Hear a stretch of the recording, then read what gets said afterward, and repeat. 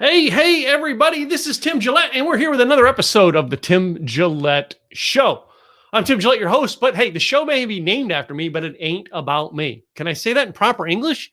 It ain't about me. Anyway, my English teacher's been rolled over in their grave a million times from the stuff that I do online and offline. So, hey, I'm just going to keep doing it and bringing to you some interesting people and guests. Today's guest, I don't know this person. And I'm literally going to get to find out about who they are, what they do live in front of you. So this is going to be one of the coolest one-on-ones you ever get to see, which is the way the show is designed to be, to introduce you to some of the coolest people on the planet.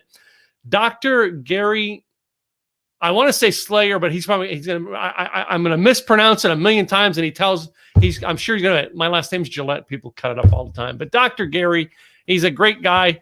Dr. Gary, how are you, man? I'm doing well, Tim. I'm doing well. And it's not the first time people get my name wrong, right? It's Salyer. It's Cole. My first wife said after 3 months of being married, I used to have a name that everybody could pronounce. So we're good. Hey, my last name's Gillette. People cut it up all the time. So, hey, and literally they do, by the way, including Penn Gillette. So, Dr. Gary, I assume you're from the California state. I don't know, just a little bit of reading on your website and stuff like that. Have you lived in California your whole life, or are you a transplant? I am a transplant. I moved down here. I've been down here for quite a long time. I grew up in Ohio, went to school in Indiana, lived about 4 years in Oregon, and then I came down here and stayed. So I've, about half my life I've been here But, I'm kind of mostly a Midwestern transplant, right? Yeah. And you know what I mean? When it comes to California, all right, it's so many people, they move out there and find they find themselves out there, or they find their business out there. Did you know what you were doing before you moved there? Or did you kind of find your industry when you got there? I kind of found, I found my industry afterwards. It's been a long road to find out who I really was meant to be, but I've always enjoyed it out here. It's been fun. It's been cool. Fun. Now I know you're kind of like in the love stratosphere, all right, or a love coach or anything. I really don't know, because I kind of was perplexed at your website. So tell my listeners what you do and how you help people. Okay, so yes, I call myself a transformational relationship mentor. And what that means is I rewrite the rules of love in your brain so that singles can have a loving soulmate beside them at night rather than an empty pillow. And couples can get past all those arguments or the distance and get back to the love they want.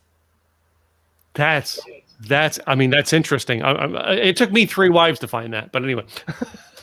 Hey, you found it. That's the best thing, Tim. How many times do people come to you where they don't find it?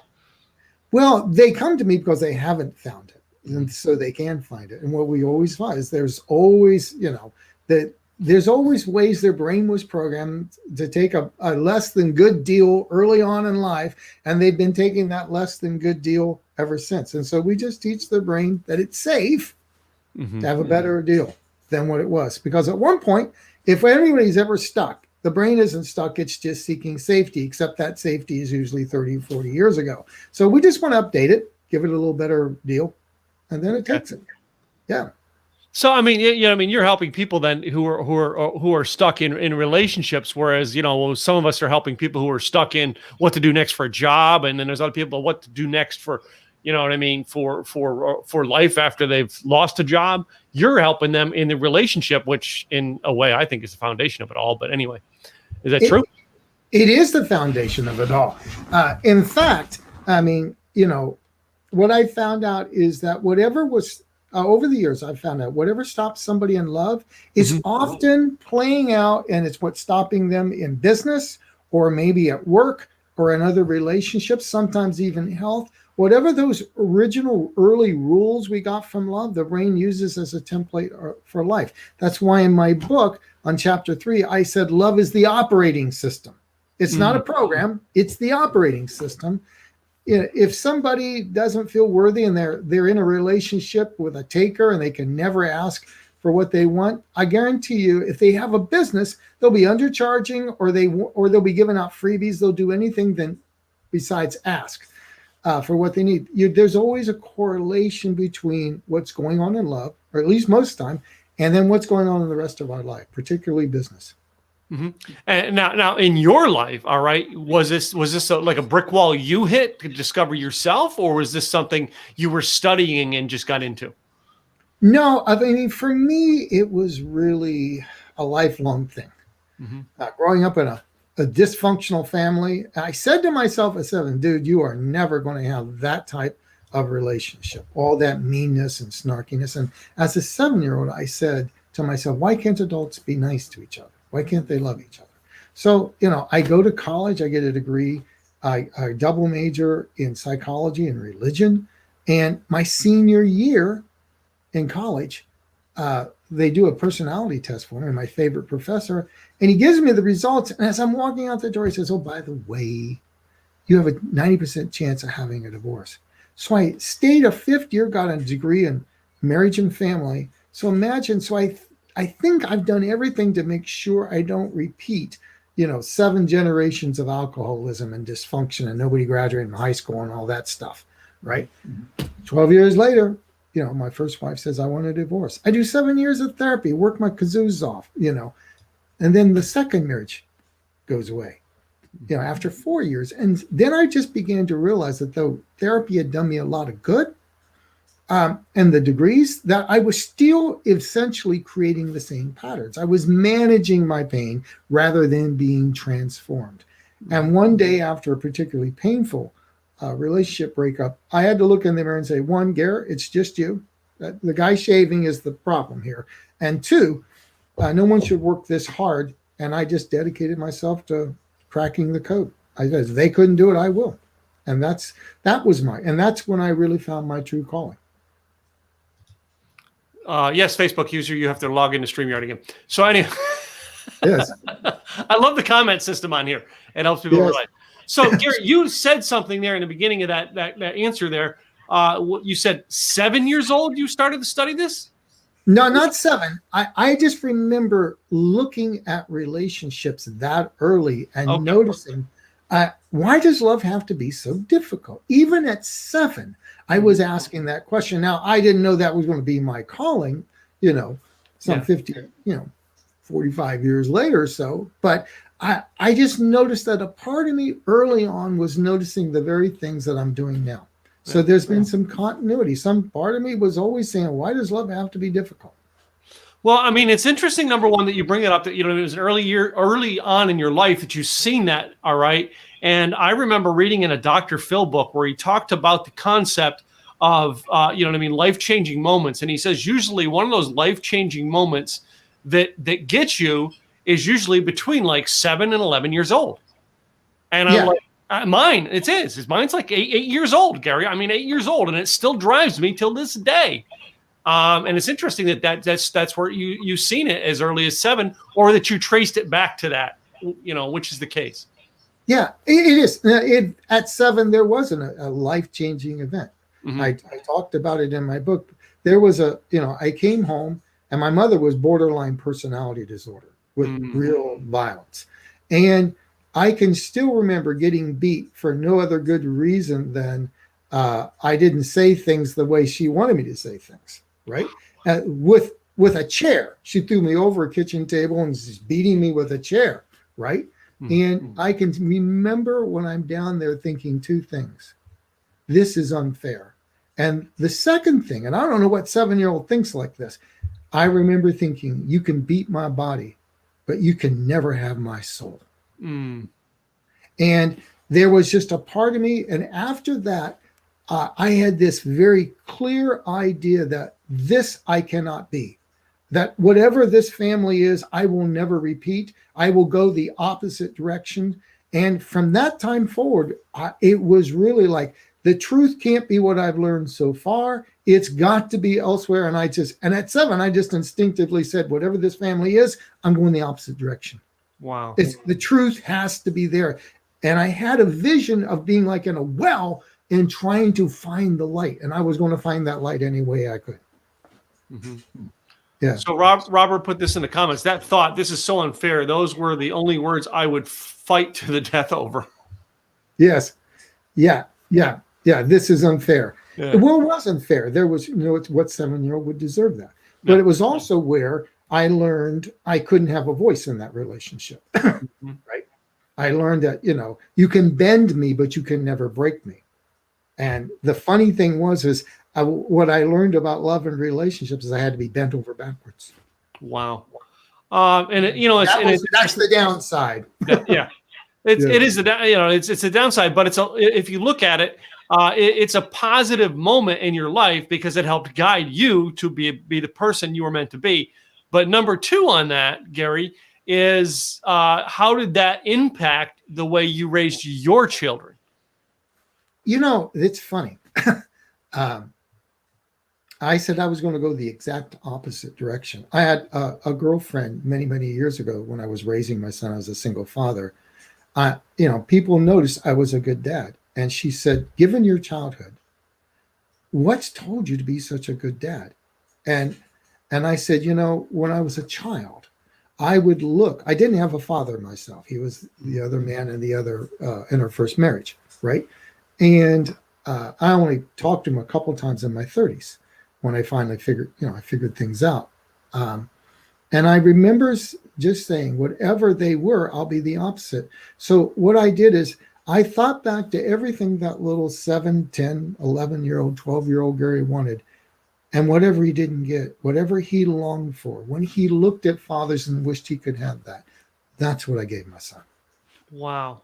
Dr. Gary, I see that in, some people can take a look back at what they have and they go, man, I just, and they can build a hate for the parent that wasn't the perfect, right? And bottom line, none of us are perfect, right? Bottom line, none of us are perfect. But some of the best things I've heard is the people who go, you know what, this is teaching me how not to do it. And I think I heard actor Glenn Morshower, which is a good friend of our show here, Glenn say that. You know what I mean? My dad taught me how not to be a parent. He taught me, but he still taught me. Oh, absolutely. Yeah. Absolutely. And in many, many respects, I can't say I really enjoy going through that at the time. But now, wait a minute, none of us do. If you're sensible. Yeah. No, not exactly. But when I look back, I'm doing exactly what I came here to do, what my soul wants to do. I'm doing it. And without that experience from earlier life, especially childhood, I would not have asked the questions that drove me to write a whole new theory of attachment, that gave me the experiences when I would read academic literature. I had the ability to say from my own journey through relationship pain, okay, now that's useful, or that's an interesting footnote. That's not going to change anybody's life, right? And it helped me step out of the academic and how to make sure that when you're doing this research, it's actually going to do something in the real world versus stay in an ivory tower. It gave me some beautiful reflexes, and I'm grateful for all that experience now because I couldn't do what I'm doing without it. So, and I understand the hard road my mother had. It's a pity she was given so little love to give to someone else. It just is. And when you get to this place, you can be thankful for the lessons and realize you turn the lessons into insights that others can benefit, because many of us are asking the same questions. We just don't know it. So let me take a little twist here with this then, Gary. So you now are in the business. All right, now you're listed as Dr. Gary. So I assume you got your doctorate in psychology, correct? Or no, it was basically in the humanities. I was a graduate on all that. And when I did this big turnaround, I said, hey, this question has never been adequately addressed by the Guild. And while I learned a lot from therapy, so I started from the ground up. I said, I'm a very good researcher, and I'm going to find out what really cracks the code. And one of the cool things is when therapists and neuroscientists read the book, I've had therapists reach out and say, man, you've cracked the code. I needed all that experience and a fresh way of looking at it, because I look at it differently and I see things they didn't. And so I'm now at the place where I've got people in the in therapists who are asking me to train them to do what I do with clients, because a few of them have become clients and said, my God, you can change an attachment style. I was told you couldn't do that. Well, you can. I was motivated to find a way to stop being so, anxious or avoidant. I wanted to have what everybody else had. My two best friends in particular, who had 40-year marriages. I go, how come they get to have lasting and I don't? I'm going to get to the root of this. Wow. So then the people who are coming to you, what are some of the battles they're facing, or shall we say, what's the number one thing that your client is that comes to you? What's their demand when they come to you? I'm broadly, whether they're single or couple, it's what I call Groundhog Day. If they're single, the Groundhog Day is almost always, how come I pick the same type of person who gives me less than a loving experience over and over and over? Even when I'm trying, they always wind up being takers, or they always wind up being dominators or cheaters or whatever it is. Now, if they're married, that Groundhog Day is now, why do we have the same recurring argument? Here we go again, or we have the same distancing moves. How do we get out of this circle, this vicious circle that we always get into? We can see it coming. We just can't get out of it. It's the Groundhog Day. Some part of us is set up to experience something from childhood, and we only have the rights for what I call rights for a certain experience, and by God, that we keep choosing it or creating it or picking it. And until we rewire the brain for something else, it will either pick the same people or create the same circumstances in a marriage. And it's getting rid of Groundhog Day. Getting rid of Groundhog Day. I personally want to get rid of it because it brought us a cold winter this year, but I never thought of it in a text that it might have actually be repeating in my life. Never thought of it that way. Yeah. Well, in the movie, remember the same day repeated. Same day repeated. Yep. So until he learned his lesson, and then one day it's no longer 5:59. It's 6:07. Right. Yeah. So I mean, it's an interesting perspective. All right, when what I mean. Now I've gotten similar messages out of that movie. Now I watch movies for messages. I always do.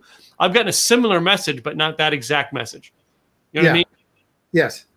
And I think that's a sign that we are all ready to learn in life when we are ready to be educated. When the teacher's going to appear when we're ready to learn, you know what I mean? And, we both watched that same movie and got two different things from it, but they're similar in things. Well, now are most of your clients coming to you, Gary? Are they finding you locally, or are they finding you through the internet, or how are they finding you? Oh, used to be local, but not anymore. These days, my clients are all over the world, all over the country. Somebody did local. I mean, every once in a while, someone local finds me, but it's through a podcast. It just happens to be random. I don't have everything I do is on Zoom these days. And I've been doing it that way before the pandemic. So no, and that's better than, that way there's more freedom for whoever really feels like I'm the teacher that needs to show up, whether it's in Africa or Europe or, South America. Yeah, it is good to have, what I mean? Like, most of my clientele are all over the country. I have a majority of my mastermind is here in Dallas, but a lot of them are around the country. But this idea over the past year that everybody's like, oh man, what are we gonna do with Zoom? Some of us have been using Zoom for years, ladies and gentlemen. This isn't just this year. I started using back in the day. It was Skype, and I started doing that when when I first started having more people show up to my events from across the country. Then it started back in 2011. So I'm pretty comfortable with this. I think this is the way of the future. I probably won't have a local office again. There's no point to it. There's not enough people to come in.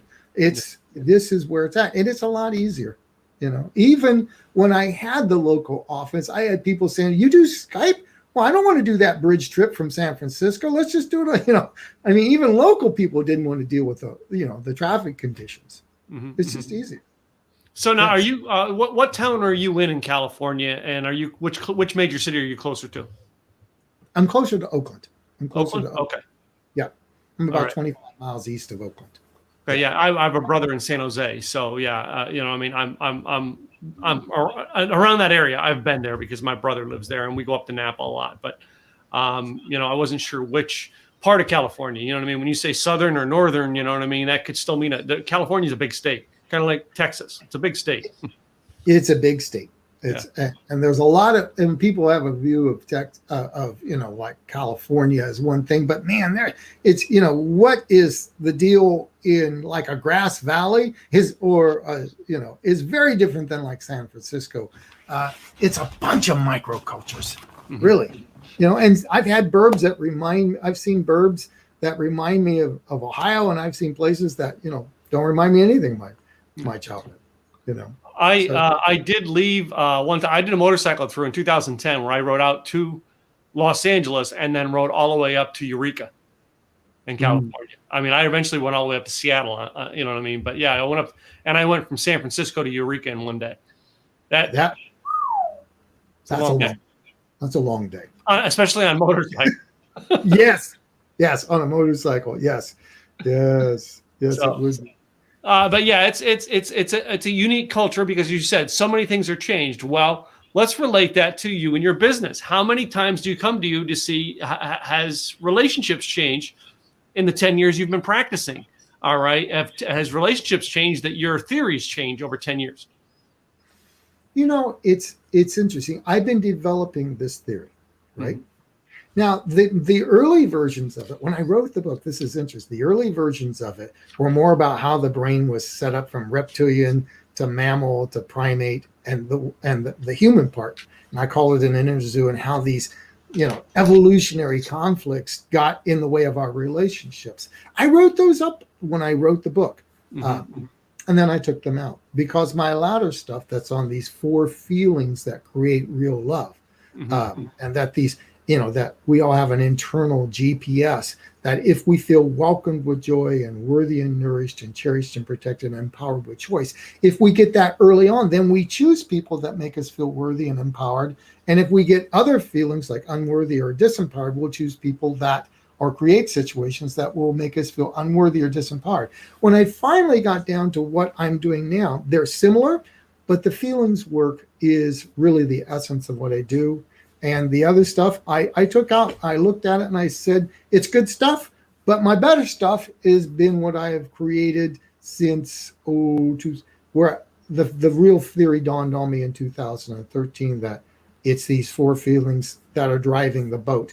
And if I work extensively with restoring these feelings to people, so they use different feelings to pick and choose and create, love goes a very different way. So there's an earlier version of my work and a later version. And, I call that a right to create your own experience, to be adaptable, to have behavioral flexibility, to be able to learn your lessons. Give me credit for learning something, right? And we should always be learning. For me, there is an earlier and a later version. And hopefully I'm learning something from life and my clients. Yeah. Well, I mean, even me, I look back over my life. I mean, my first book, which is right over here, right there. My first book is nothing to do with what I do now. I just happened to keep it up because it was my first book. By the time that book came to printing, I was totally changing everything I was doing. I mean, from concept of writing the book in August, I mean, it came to print in May of 2013. By August of 2014, I was doing something totally different. That's actually normal, Tim. Yeah. I mean, Harvard did a study on identities, long-term track people for 60 or 70 years, and every 5 years they described from 15 to 75 who they were, their identity. And by the time you get in your 50s and 60s, if you read them what they said about themselves at 15 or 20, they don't even recognize that. I mean, every 10 to 12 years, I think most of us are like, shedding our skins like snakes. We're changing, we're evolving. I call that a right to create your own experience. Yeah. And in relationships, that's one of the challenges. You've got to keep up with how both people are changing. You're not going to be married. You're not going to be partnered to the same person forever. There's going to be different versions of them, and the relationship has to change. It has to feel empowered to change. And I mean, that's normal. That says you're learning, Tim. We like that. That's a good thing. Yeah, it is. I always tell people now, be fluid with your brand. Your brand is going to change so drastically over the next 10 years. I can't tell you how many people I've seen come in and say, well, I'm going to be a life coach. Great. How are you going to help people? I'm going to be a coach. Great. How are you going to help people? By the time you figure that out, all right, things start going narrowing in on you. Oh, absolutely. And sometimes, I have really felt, Tim, that the universe has helped guide me, right? The title of this book originally was, and I was saying Resisting Love. I thought that was a cute title, right? Resisting Love, because people resist having love after they get hurt enough, right?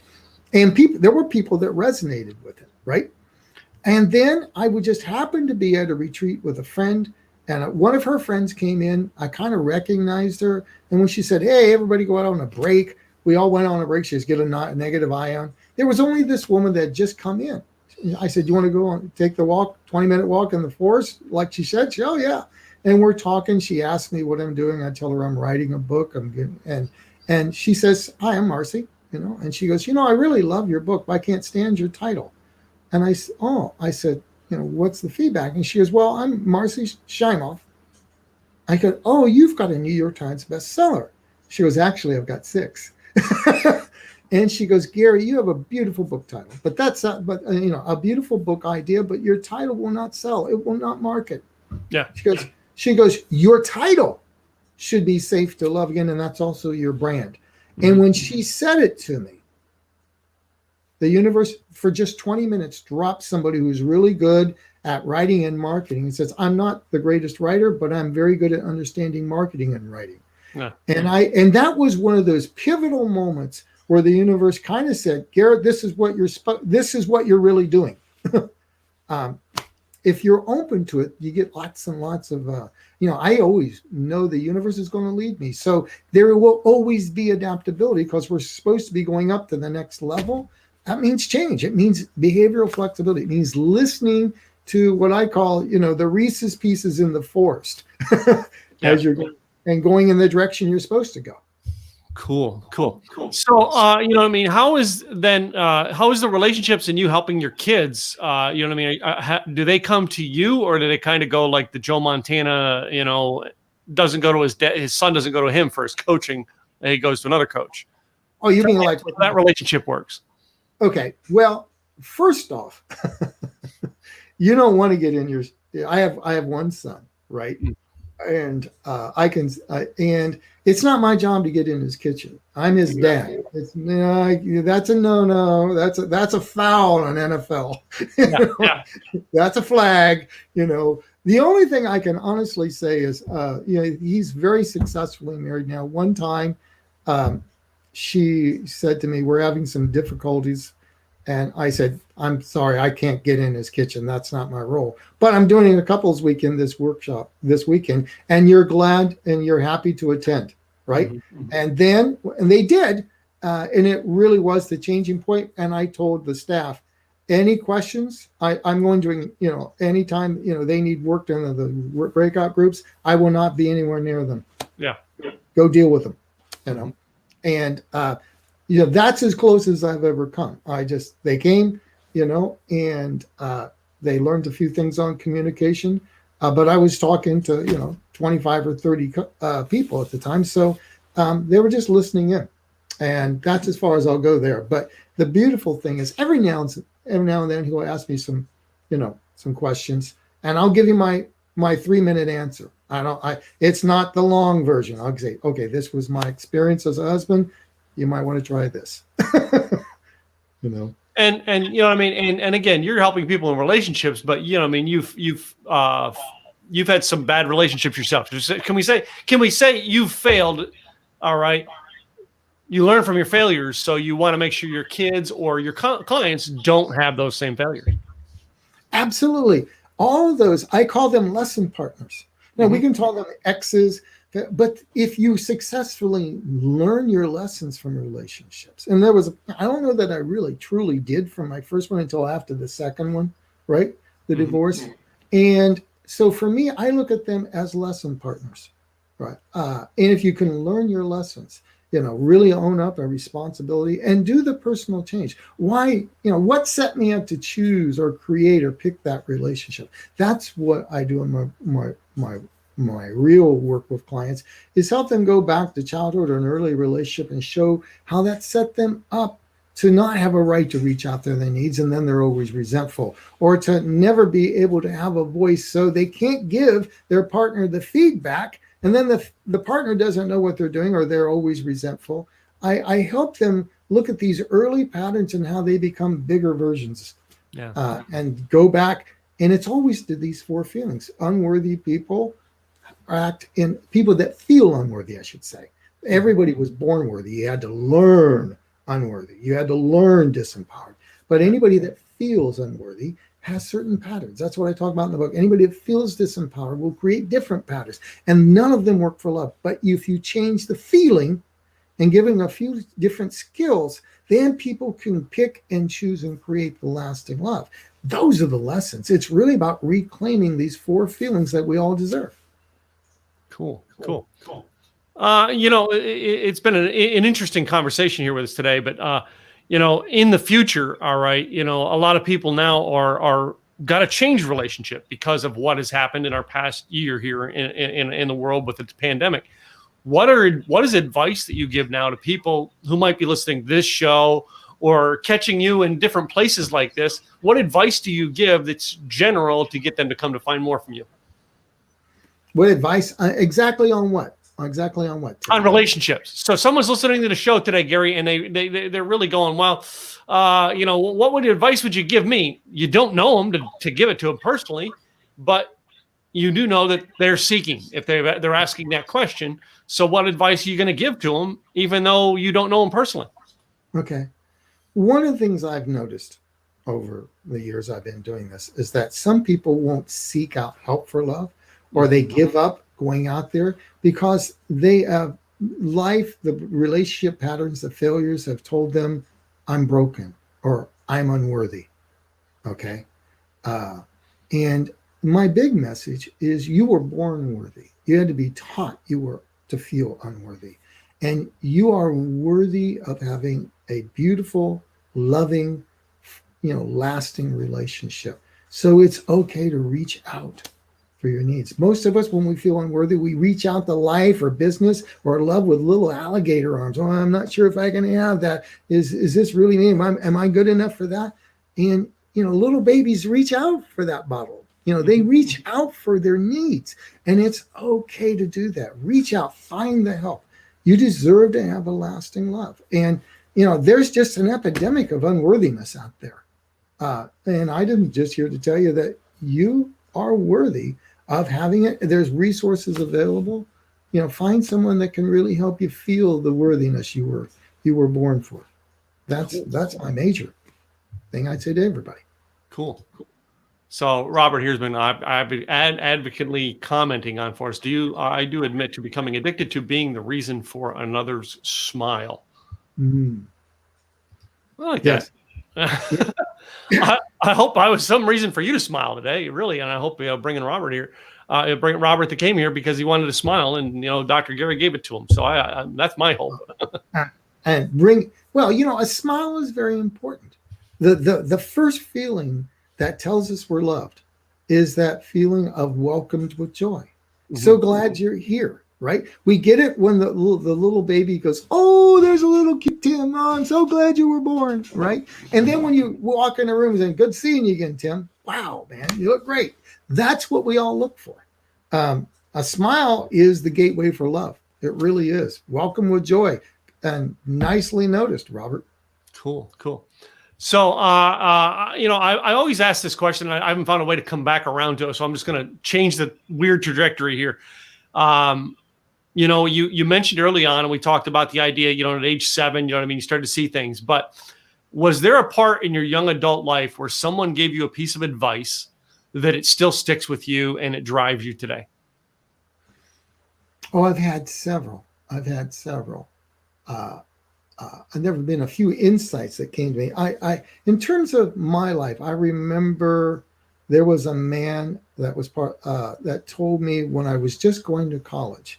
He said, Gary, life is going to give you a lot of opportunities. It's like, and they're going to invite you into a lot of rooms.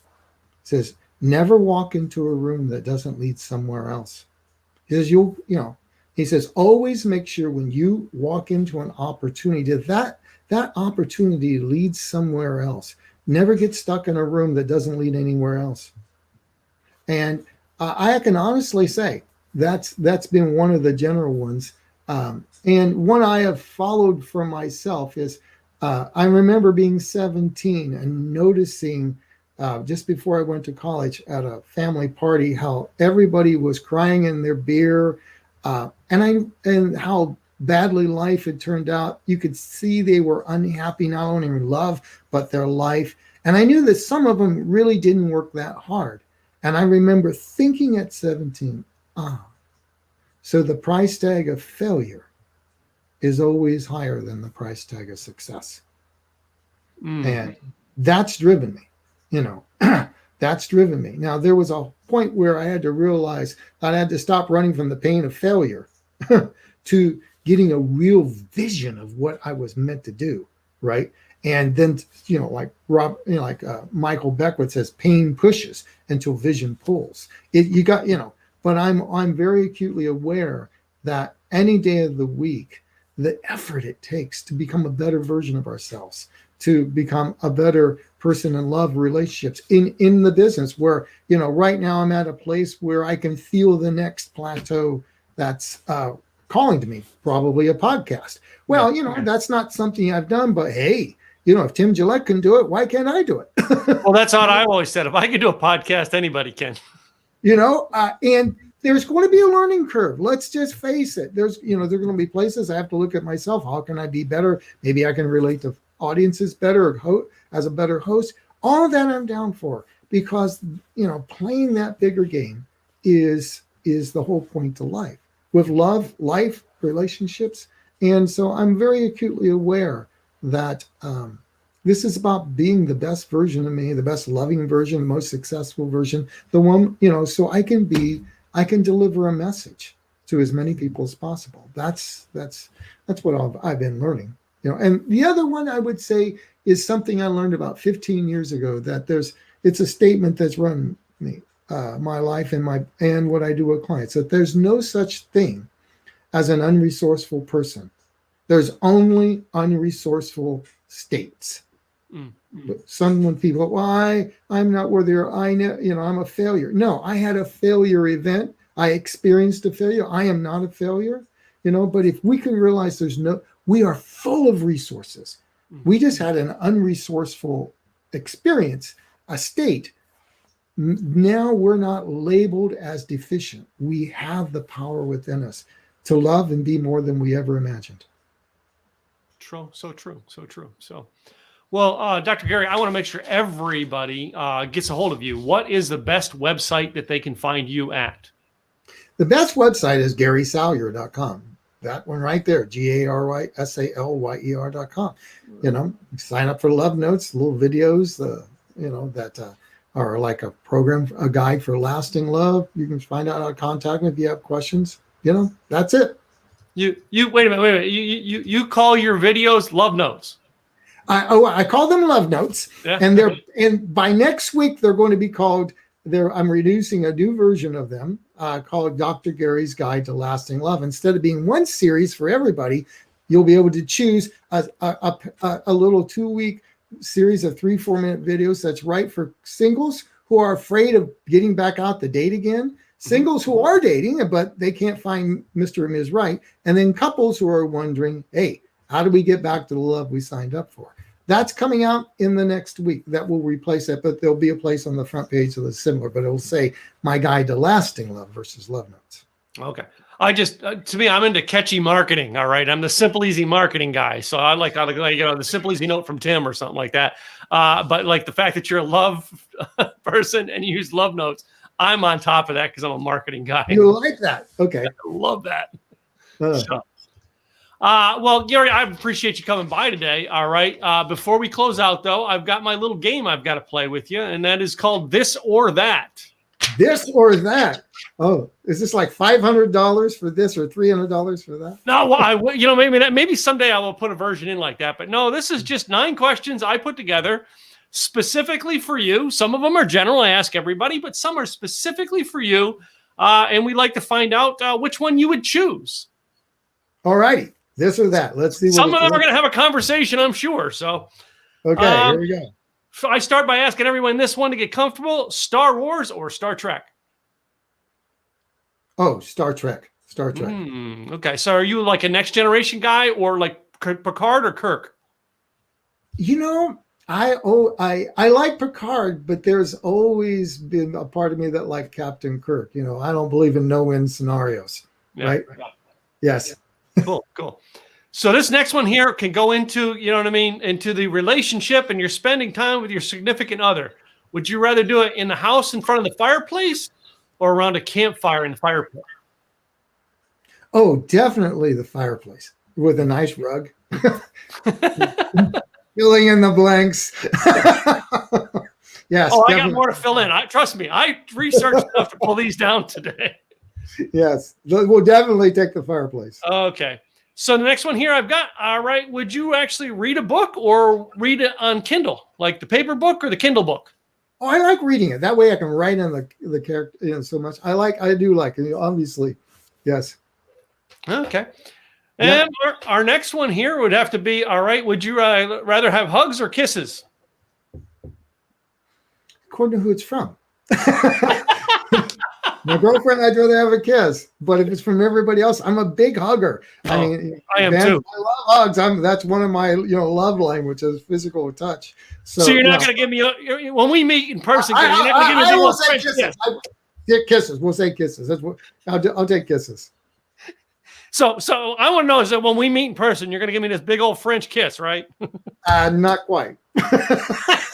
Not quite. Told you we were going to have fun today. Yeah. Oh, yeah. I did. I remember. Yeah. Oh no. I remember I was kissed by a Russian on both cheeks once. Okay, that's now I'm going to move into some some food products. Hamburger or taco? Oh, right at the moment, I take a taco. Definitely. I know. I'm a hamburger guy, but lately I've been going out for tacos a lot. So. Oh yeah. Oh yeah. No. How about coffee or tea to start your morning? Definitely tea. I always start off with English breakfast. English breakfast tea. Oh, wow. Cool. Yeah, I'm a green tea kind of person. I like green tea, both hot and iced. So, you like green tea? Yeah. Yeah. So this next one here can be a little bit controversial, but I realize this is not a love question. This is a lust question. Can we just specify? This is a lust question. Okay. Boobs or butt? Boobs. Definitely. I had to specify. That's not a love question. That's a lust question. It comes straight out of the reptilian caudate nucleus. I get that. That's where attraction is. It's reptilian. We all got it. Everybody's attracted to someone. There's I've read a lot about attraction. Let's just be real. Right? I don't know if you know Deborah Kagan down in, the Mojo Girl down in Los Angeles, but she's doing this like Simply Naked or something podcast.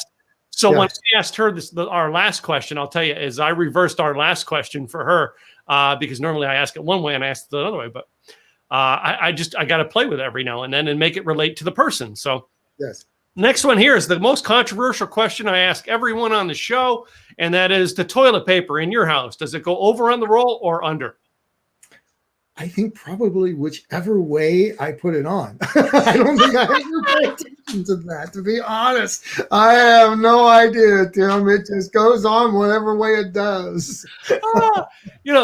Garrett, I have found some of the people on the show who are like the most calm, demeanor, peaceful, loving people. You ask them that question and fangs grow. All right. I've heard that. I have literally heard that, but it's like, I've got bigger fish to fry. I got so many things going on in my life, how the toilet paper is. So long as it's in the bathroom, I'm good, man. Wait. I just got to know, all right, with, relationship counseling and stuff, have you ever had people who fight over the toilet paper? Not exactly that one, but I've seen things like tea bags left on the things or on the quarter or little things, and there's always that like, hey, you only have a right to create my experience and you got to cheat. No, there's got to be a little bit, how do you attune to each other? But it's funny sometimes the little things that people let get between them and love. Tell you, to me, it's a little thing and it shows so much. I mean, that question can show so much about a person because it's a little thing. It is. sometimes you have to remind somebody, is that tea bag or is that toilet paper worth the relationship? Yeah. I mean, if you put it in perspective, it's just not. Yeah. You know? Yeah. The great TP shortage, when it reached Japan, I was able to stop laughing, for I knew that humanity embraced its insanity. I love that. We got some people still. Yeah, that was like, yeah, I remember that last year. I'm like, and Yeah. I ran out, and I said it to a few neighbors, and neighbors dropped off toilet paper. It was there was, and I thought, wow, since when was the last time neighbors dropped off toilet paper, right? Yeah. But I saw some of the best. I saw the hoarders when I went out to Whole Foods, and then you see the people that shared. It was, Two that's different the worlds. upside. Yes. Yeah. So my last question I'd like to ask everyone, and this is the one I recreated for somebody, but for you, I'm going to ask it the way I normally do, and that is boxers or briefs? Boxers or briefs? Oh, briefs. Definitely briefs. Okay. Absolutely. So I changed this one here because of, what the person does for a living. Was I changed it for Deborah, and I said to her, so I asked her, like, granny panties or thongs? Yes, I could see that. Yes, granny panties or thongs. No, briefs. Definitely. Well, one more time, Dr. Gary, tell them your website so they can find you, all right, and how they can get a hold of you. I'm at GarySalyer.com, GarySalyer. If you want to reach out directly, just write me at Dr. Gary, DRGARY at GarySalyer.com. That's easy. Book is on Amazon, by the way. It looks like the one on the back. Safe to love again. Yep. Cool. Well, Dr. Gary, I appreciate you spending some of your time with us here today in my audience. It's been a joy getting to know you on camera. And Tim, this really was as fun as you promised. And thank you for having me on it. It was a lot of fun. This was very much a different podcast, and I've had total fun doing it. Thank you. It's been an honor. That's why we do it. We want to have fun with people. So anyway, thank you so much, Gary. You're welcome, my friend. So to you, the listener, I want to thank you for listening in today. All right. And please do me a favor. Go check out Gary. I know I'm going to mispronounce it, Gary, but anyway, go to GarySalyer.com. Salyer for those of you who are listening on the audio version. Go check out Gary. All right. Check out his book. All right. And really get to know this guy. He's a fun guy, but he's learned lessons that can help you save in your relationship. I'm Tim Gillette with the Tim Gillette Show. Be sure and subscribe to our YouTube channel as well as where you get your podcast. I'll be back real soon with another guest to see you. Have a great day, guys. Bye now.